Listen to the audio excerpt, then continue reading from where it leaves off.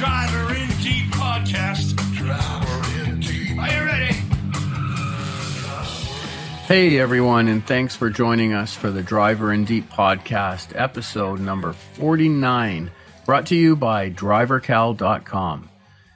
Mark here, and of course, in the driver's seat today is none other than Alex Nagy, or should I say AN93. Today we have another young gun racer from Windsor, Ontario with us, who's only 21 years old. We tried to mention all the Windsor racing families when we had Sean Dupuis on our last episode, Alex, and after we were done, you said that we didn't mention the Morneaus. So today, we're going to make up for that. Yeah, we will, and I'm sure we missed some others too. There's so many from that way, but Yeah.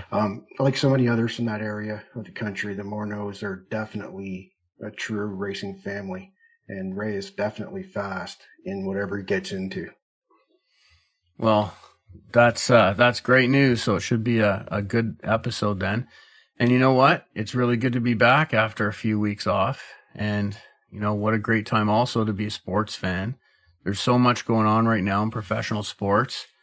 And for me and millions of other Buffalo Sabres fans, watching them light up all these top contenders of late has been awesome. And you know, it really looks like the core young guys are going to be celebrating on Pearl Street soon enough, Alex. However, I do have to say, it was a little bit bittersweet for me watching the tribute to Rick Jeanneret last week, knowing he's going to be calling his last Sabres game at the end of the month. And for me, you know, growing up listening to his play-by-play on the radio in my room as a kid was truly special. You know, there was many nights as a kid, my mom threatened to come and take out my little radio out of my room if I didn't go to sleep and turn off the hockey game. Although I really don't think she ever did it. She just threatened it a lot. But yeah, a lot of memories for me there. Yeah, Rick is quite a legend, that's for sure. And I guess you can never replace a guy like that. But for me, I'll miss him for sure. But I listened to a Sabres game last week, and the guy could have scored twice before he even called the goal. I know. If I was his age, you know, and I'm not trying to beat him up because he's a true legend, but I guess what I'm saying is it's time, and he doesn't owe anybody anything, and that's definitely not a knock on the guy, but it's time because you know, it's almost time to drop the puck, and he's calling a goal, but. And I don't want to be negative, but no, you're right. I mean, there's no question. Listening to him on the radio now, he's like a shell of what he used to be. He's had some health problems, as has been well documented. Was it last year, a year before, when he had an episode, and you know, just the air went dead, and you know, and I was joking around with my buddy, and you know, he said, well, you know, the reason he's still there is because he's waiting for the Sabres to win. I guess he can't wait any longer. Well, he's waiting for him to get in the playoffs, but he knows it'll be 12 years next year, and he doesn't think he'll even remember what the date is. So, but true legend, be missed. Yeah, and another great Canadian. Yeah, Foster Hewitt, award winner, so he's in the Hockey Hall of Fame. Replaced by another great Canadian, Dan Dunleavy, who is doing, you know, he's no Rick Jeanneret, but he's a heck of an announcer too. He is. So Buffalo's lucky to have those awesome Canadians down there keeping them going. Yeah, that's for sure. Yeah, Rick was actually born in St. Catharines, where I'm from. I don't know if you knew that or not. Lives in the Falls now, across the border for every game. Yep, crazy. Yeah, I'm sure he must have his own hotel room over there that he stays at, especially during the pandemic. But he deserves whatever he gets. That's for sure. Yeah. What a career. What a career. That's for sure. And you know, like you mentioned, I mean, we're only a few weeks away from the Stanley Cup playoffs, or 3 weeks. Major League Baseball is opening up this week. The Masters is on this weekend. Started today at this recording date, and for me, the most important thing, or the most exciting thing, is racing in these parts is about to get open. I mean, wide open. So no restrictions right now. It's going to be different or the same. But looking forward to that. Yeah, absolutely. You know, as far as baseball is concerned, I'm very optimistic about what the Blue Jays have put together this year. hopefully they're going to contend, and it'll be an exciting series. As far as racing, yeah. As far as racing's concerned, the Cup Series has been very entertaining with, the new car and all. And, also the area short tracks are about to open, including Oshweken. They haven't been open for a couple of years.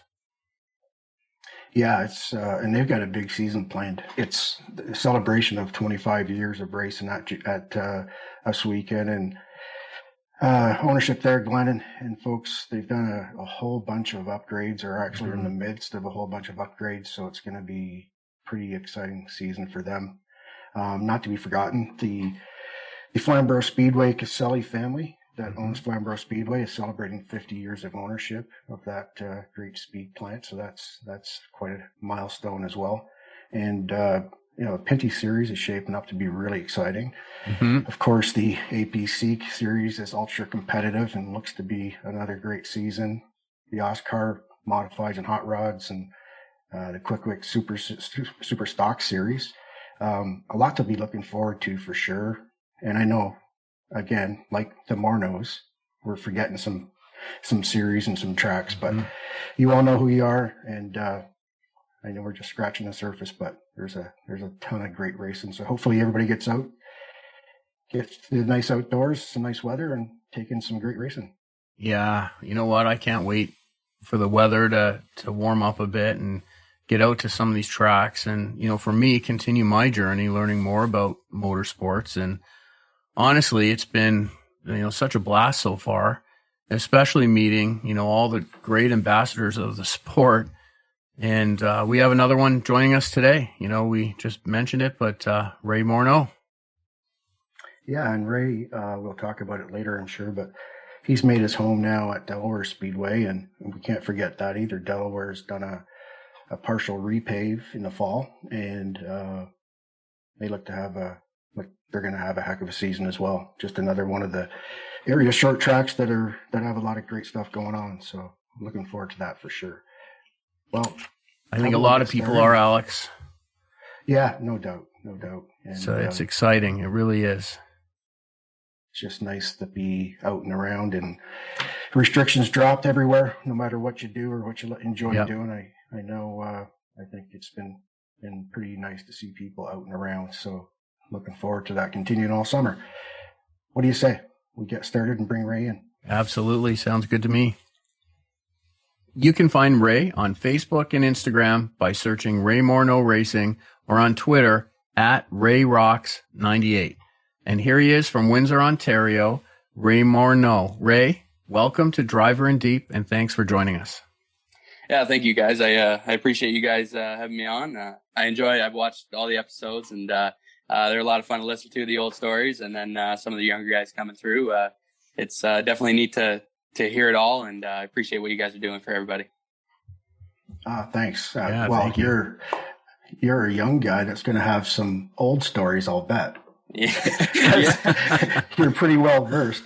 Yeah. But anyways, listen, nice to have you on, Ray. Thanks for joining us.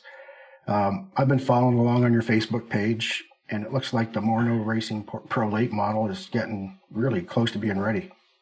Yeah, we're almost there right now. Just a couple small decals and stuff like that.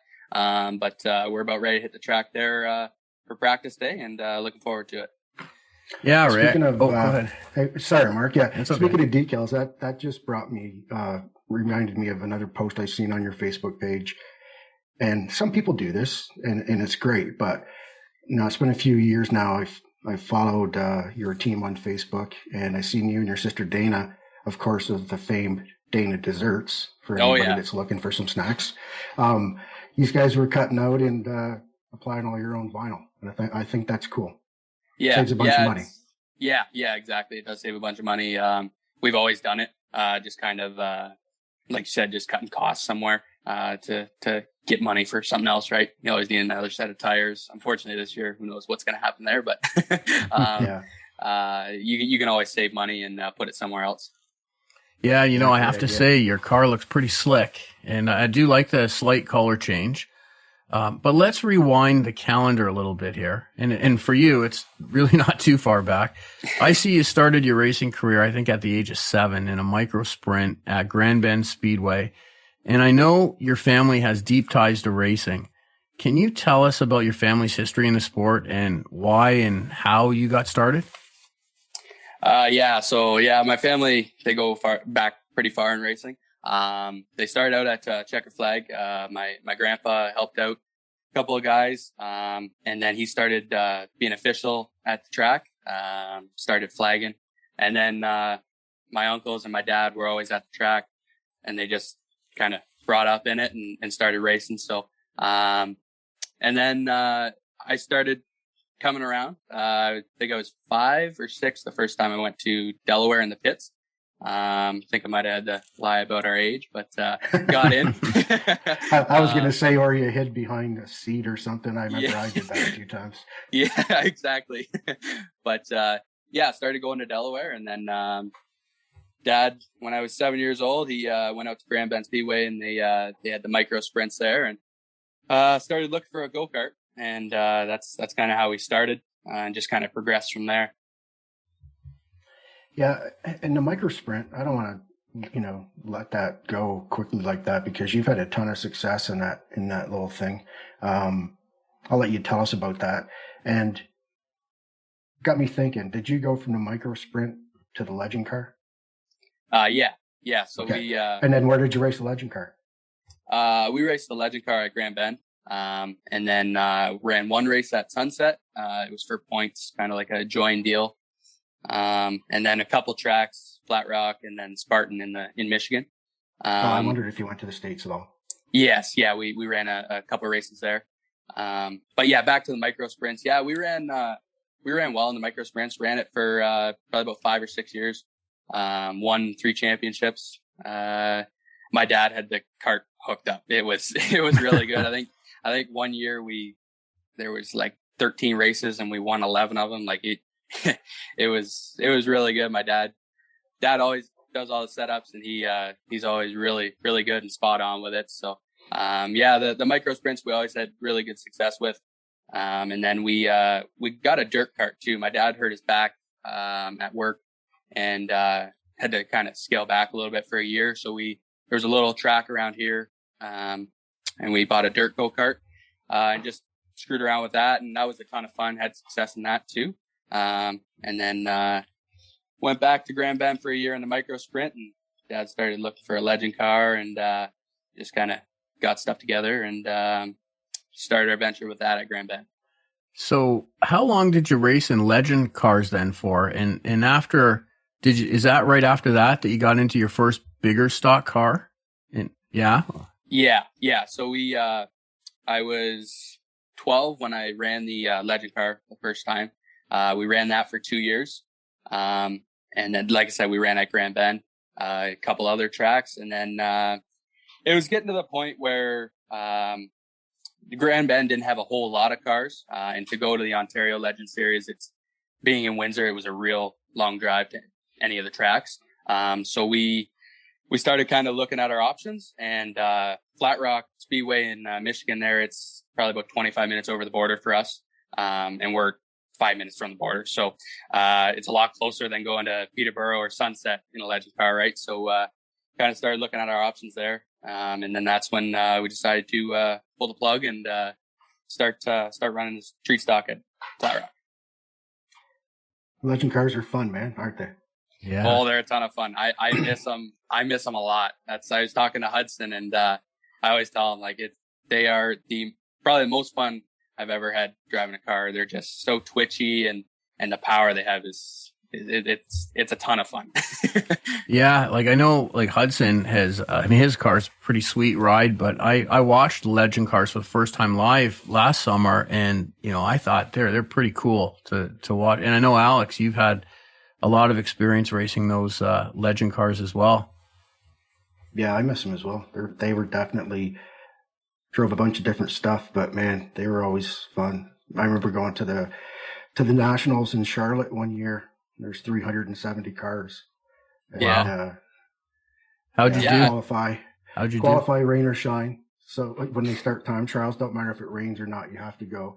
We were fast. We were fortunate. We were fast and top 5 or so in practice all day in the pro division. And then we're all lined up at the small track there at Charlotte. And guy before me goes, we're all in line.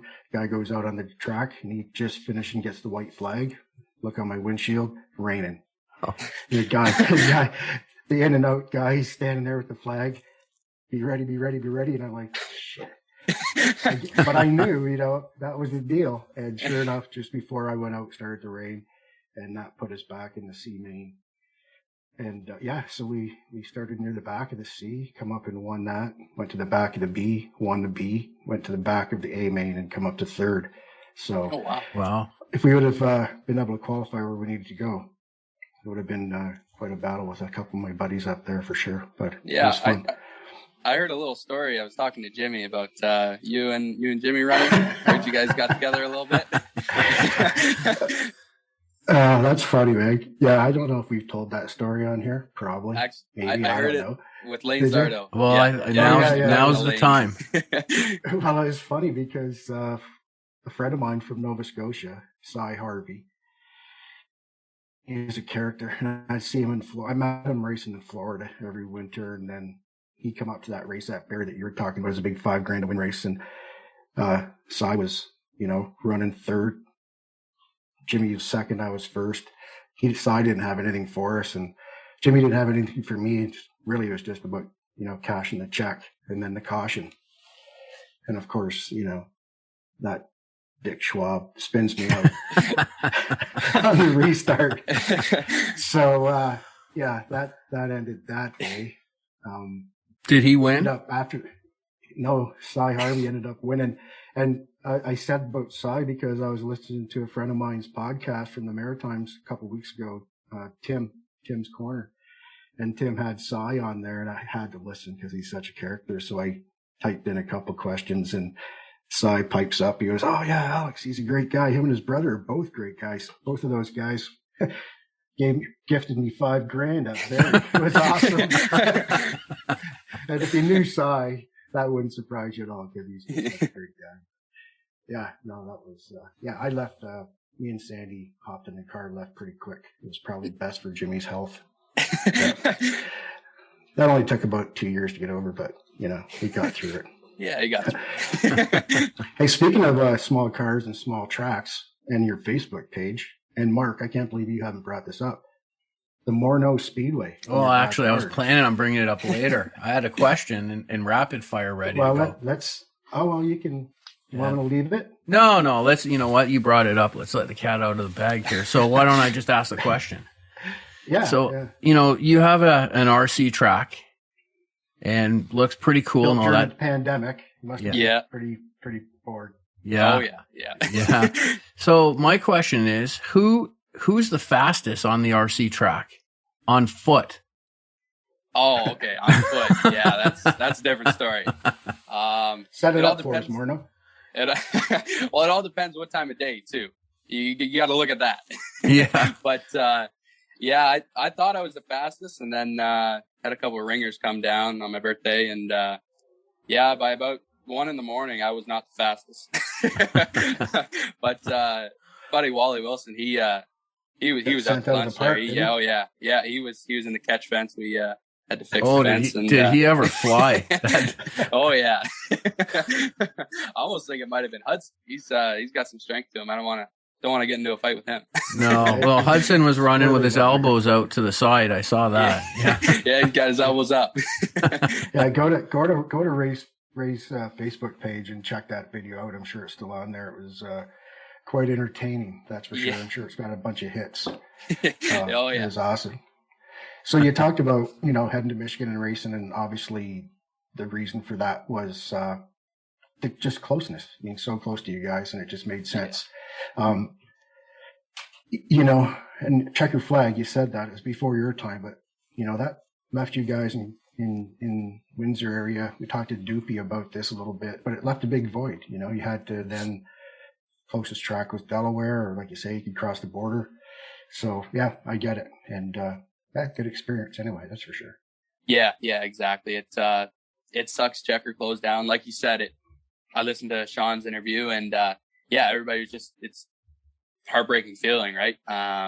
It sucks because it would have been about 7 minutes from our house. So nice to have that little home track feel, right? But unfortunately, we didn't have that. But like you said, we looked at our other options, and it was either move up to a street stock at Delaware, which is about 2 hours away, or go a half hour over the border, and we could run a street stock there, and that's kind of the route we went. Well, your dad spent a bunch of time at Checker. Yeah, yes, he did. He ran for a few years there, and then once that closed, my uncles and him were kind of bouncing back and forth from running a Sportsman at Toledo and then Delaware, and then found a home at Delaware in the Street Stock Series. Number 98. Yeah, we were 98 for a long time. That's my uncles and dad's numbers, and then that was my number at the beginning, and then when we went over to Flat Rock, there was already a 98 registered, so we were looking for another number, and there's nobody better than the 03 for Jack. Yeah, you did well with the street stocks down there. Can you tell our listeners about your racing experience at Flat Rock and what you accomplished on the track, and maybe also about any relationships you developed off the track? Yeah, it was a lot of fun. We bought a used car. Danny Delisle's brother built it years ago. It was going to be an enduro car. And Chris Hebert, funny story. We bought it off him, and we became good friends. He's my spotter now. But we bought the car off him. And we ran our first year, just kind of getting our feet wet, and ended up 7th in points. And then we were kind of tossing around the idea of building a new car. And then I might have put on a little weight throughout the winter time. And, we only had 13 pounds of lead in the car. And like I said, it was built for an enduro car, so it was beefy. And 13 pounds of lead isn't a whole lot to work with. So, we pulled the plug and decided to, build a car at Mike's. And it was a rocket ship. First year we went out, with it. We finished 2nd in points, won 3 races. Our biggest win probably would be the, 100 lapper, for the street stocks. Big win, long race. We had 3 or 4 red flags, and I think the race was like an hour and 50 minutes long. Wow. But we ended up 2nd in points the first year with that car. The next year we won the championship, and then the year after we finished 2nd again. So a lot of success with that car, and just a lot of fun at Flat Rock. Yeah, and now for, I don't know, it's been the past 3-ish years, Ray, you're back racing in Ontario. Why the change, I guess, from crossing the border that's so close to you every week to coming, I guess, kind of, back to your home province? Yeah, so after our last year there, we were kind of wanting to move up to something. But at Flat Rock, it's either a street stock or it's straight to an outlaw late model. And that's a bit of a jump. And then the American money was kind of getting a little crazy at that time too. Right. And they were putting a set of tires on every race. So that gets costly too. So, we were looking at our other options too. And, we decided to sell the car, and come back here and move up to the pro lates. And, I'm glad we did it, because it's, pro lates are a ton of fun, and to get back here, back to, like you said, your home province kind of thing, a lot of family can go. Just a lot of fun to come back. Yeah, your team has made Delaware Speedway your home track now. Plus, you've done some APC Series races, Qwick Super Stock races, and I believe you're at 1 or 2 Canadian Short Track Nationals. We attempted one. Okay. We attempted one, and that we found out that day actually that our motor was laying down, and then finished off the season. We only had one more race left, so we only made 1 Short Track Nationals, unfortunately. Hope to make more, but fortunately not the case right now. That's a pretty good body of work, really, for you being only 21 years old. Can you tell us how it's been since you've been racing back in Ontario, though, like specifically? Yeah, it's been a ton of fun. Obviously, the change from the street stock to the pro late was a bit of a difference, but it's been a ton of fun just being able to learn it. And a bit of a different change too from Flat Rock, it's only a quarter mile and it's a big bowl. At Delaware, I was going down the straightaway the first time and I'm like, man, probably tighten my belts down and tons of time, right?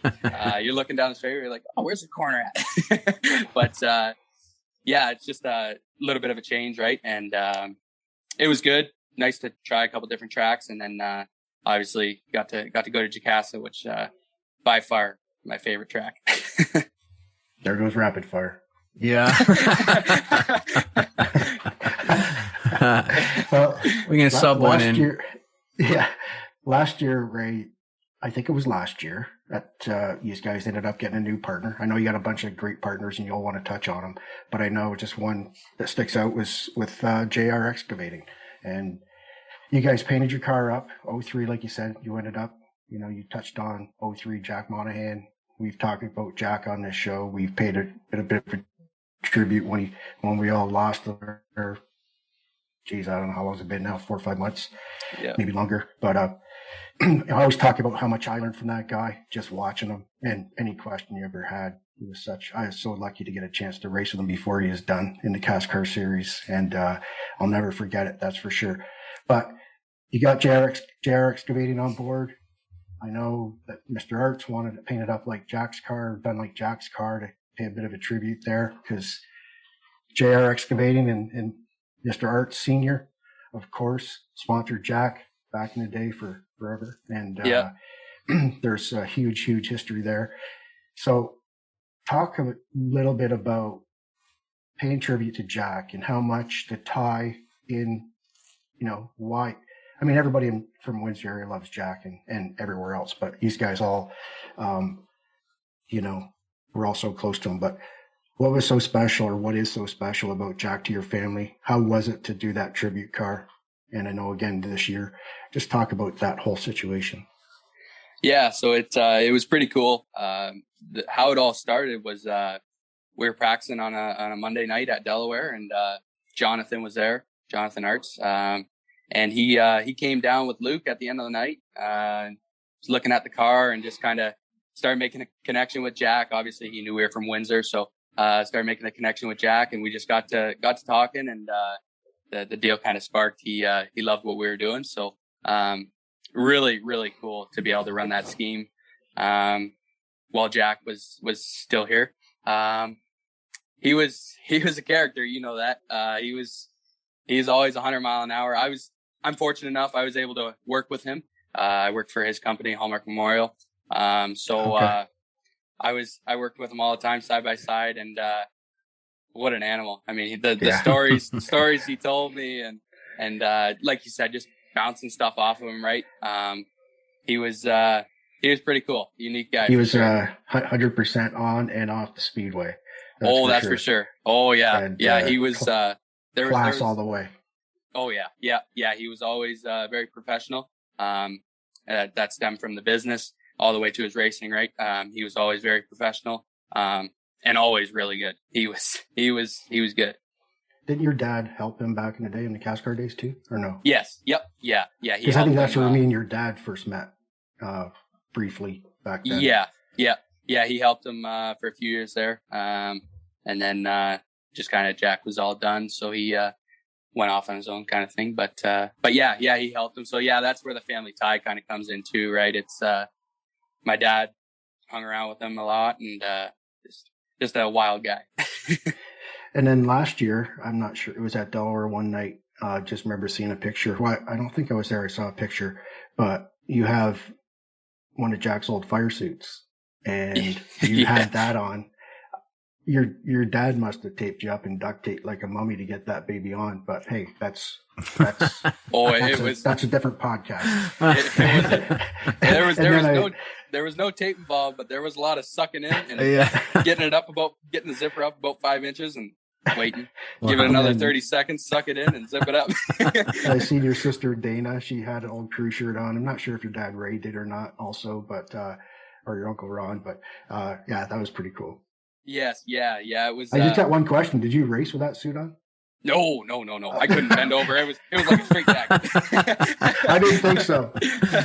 Yeah, it was just a struggle to walk from the trailer to the car on pit road. But yeah, it was definitely cool to have my dad's pit uniform on my sister, and then have Jack's uniform. It was a pretty cool deal. Yeah, that is very cool. And you know, Jack seems to have had a huge influence on many drivers, especially the Windsor area drivers and teams. But here's a question that everyone wants to know. What specifically are your plans for 2022 for you and for your team? So right now, as of right now, we're focusing on Delaware, the weekly series, the Friday night shows. And then we're going to run the 2 APC races at Delaware. That'll be our focus this year. And then if something happens toward the end of the year, if there's a show that we can make after our point season is done, you got to take care of business there first, right? You got priorities there. So if something happens, maybe we could go to a cross fest. We could look at that option too, but we'll see. But as of right now, it's just the weekly Delaware shows and then the 2 APC races at Delaware. Speaking of weekly Delaware, I don't want to open an old wound, but you're going to do it anyway. You won a championship at in the micro sprint. You won a championship at Flat Rock last year. Late model division at Delaware was awesome, and you and a former guest of ours, Ronnie Sheridan, battled right to the end last day, and he beat you by 1 point. Yeah, 1 point. That's thanks for opening that wound again. No, that's good, buddy. Anything I can do to help. Oh yeah. No, we you know, it sucks you come up 1 point short, right? Especially unfortunately that was the week that Jack had passed. So it was last night was a tough night. So it sucks coming up 1 point short with having Jack's memorial on the hood. But like I told you before, it sucks, but I'm just fortunate that our team was able to be in the hunt, and they knew we were there, right? So that's all you ask for. You ask for a chance at the championship and a chance at race wins, and we were there. So we're looking for that again this year, and carry the momentum from last year. Yep, great answer. Me. I made a huge mistake. I said Ronnie Sheridan. Yeah, you did.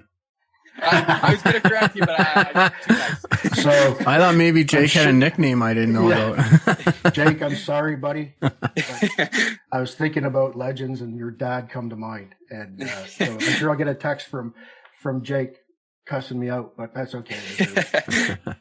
So I got to ask you. You know, you talked about your schedule a little bit. You talked about the costs. You know, and listen, it doesn't matter what it is right now. It's crazy, from gas to food to toilet paper, whatever. You know the deal.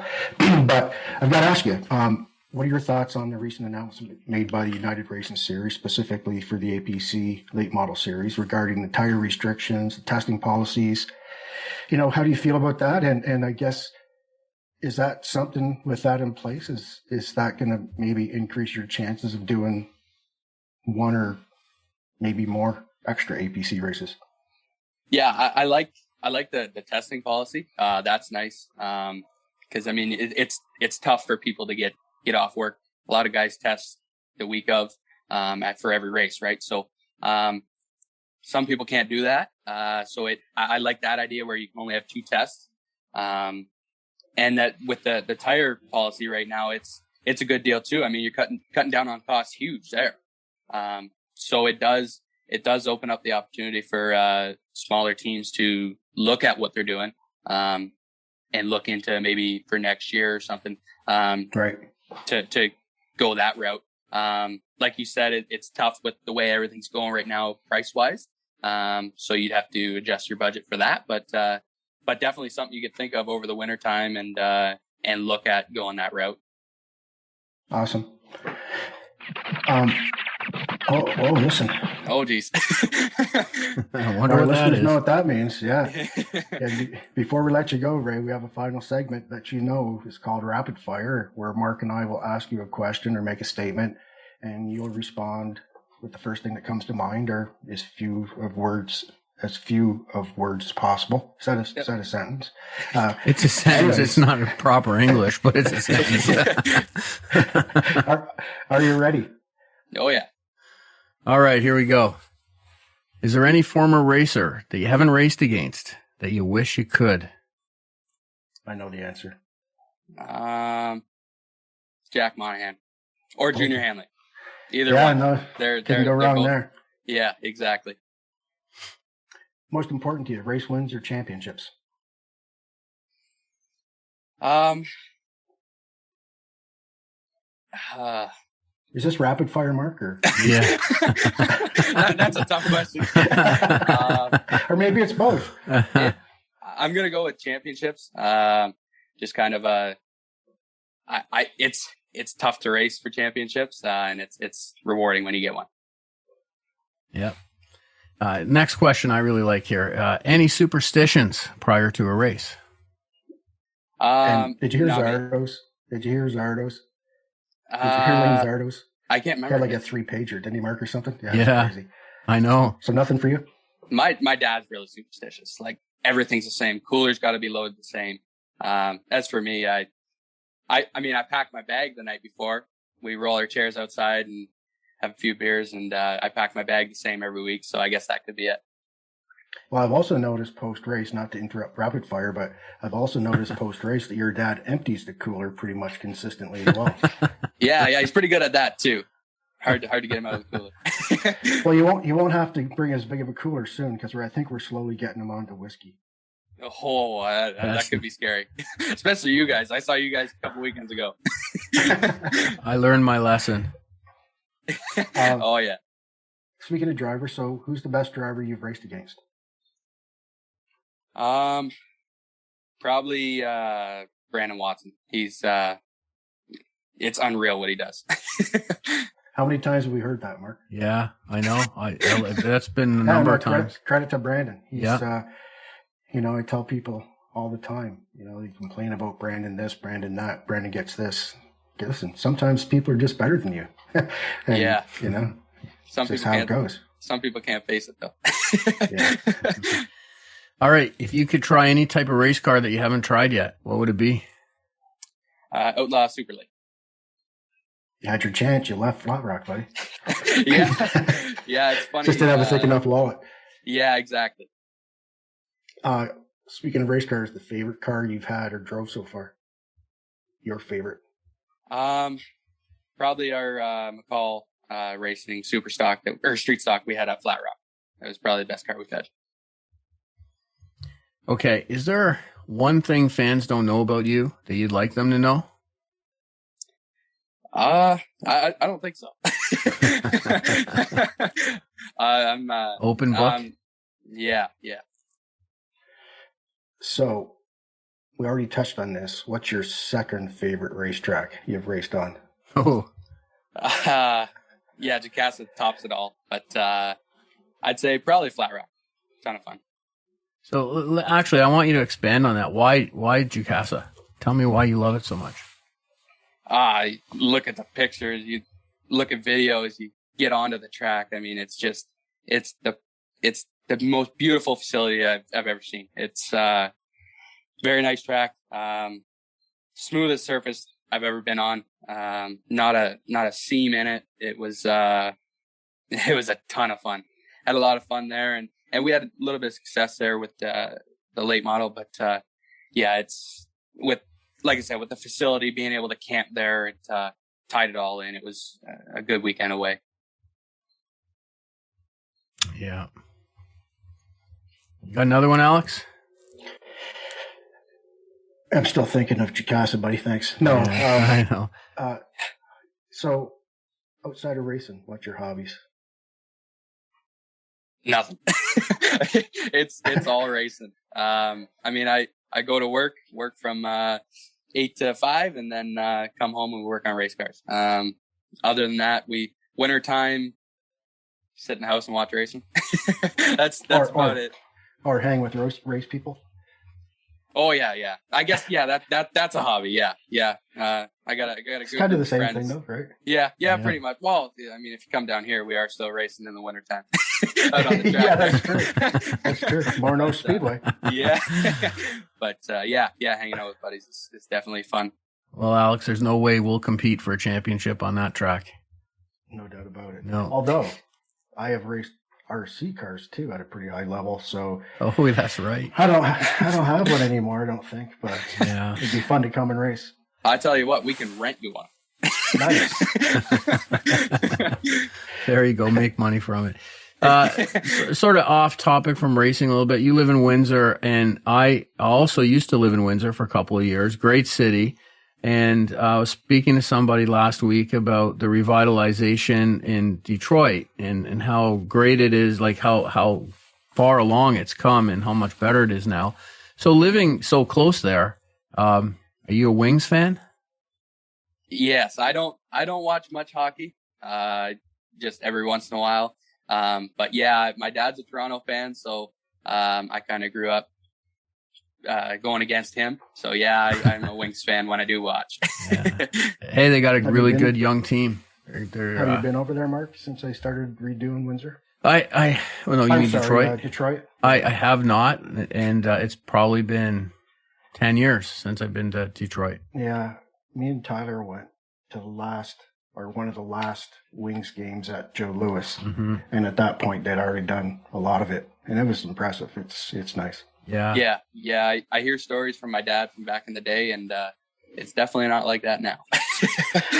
Yeah, I heard a bunch of stories from legendary techman Louis Bennett, who was a cop over there. And, yes, he was tech person during CASCAR days, and he was right in his prime doing police work over there. Man, some of the stuff he would talk about that seemed like second nature to him, but we're like, holy smokes. Yeah, I couldn't imagine. Funny story with Louis Bennett. We were at Flat Rock watching a race. I was probably only 11 years old. We were sitting up in the stands, and my dad and my Uncle Dan were sitting there, and my Uncle Dan looks over at me. He goes, "Hey, go ask that guy why he DQ'd Jack." So I didn't care. I walked over, not knowing he was a cop, and he was a little bit older then, retired, and he grabbed a hold of me, had me in a headlock, and goes, "Who sent you over here?" And I just pointed, all scared. And but such a gentle giant. He's a great guy. Yeah, he was a tough dude, but he needed to be. I'll tell you what, that guy, before every race weekend at Jacasa, if he wasn't there, he sent me a text wishing us good luck. And and his wife is not doing very well, so all the best to Louis and his wife, and hopefully she finds some comfort and some good health. So yeah, good folks, that's for sure. Yeah, for sure. Well, this has been the longest rapid fire in history, and I still have another 2 questions to go here. So, and here's a hard hitting one here. So you're gonna have to think about this one. Oh, that's not good. If you could change one thing in racing, what would it be? Get rid of bump stops. They seem to cause a lot of money, and they're hard to get your head around. But I'd say get rid of bump stops. It's a good one. Finish it up. Yeah. Just one word. Family. Yeah, family. Tight, really tight family. I know it means a lot to you guys. You race as a family. We said that in the intro. I said to Mark, so good on you guys. Yeah. Listen, it's been another episode of Driver in Deep. I want to thank you again for joining us, Ray, and hope everybody enjoyed it. Thank you, guys. I appreciate it. Yeah, best of luck this year, Ray. And don't forget, everybody, look for Ray on Facebook, Instagram, and Twitter. We're wide open sideways. Right, you're clear. Talk is cheap. You're clear on that. We got the foot to the floor. There's only driver in deep. Don't be on the inside of you. Right, you're clear. Got a logo coming up on your inside. Right, you're clear. You're clear on this. Don't be on the inside of you. Right, you're clear.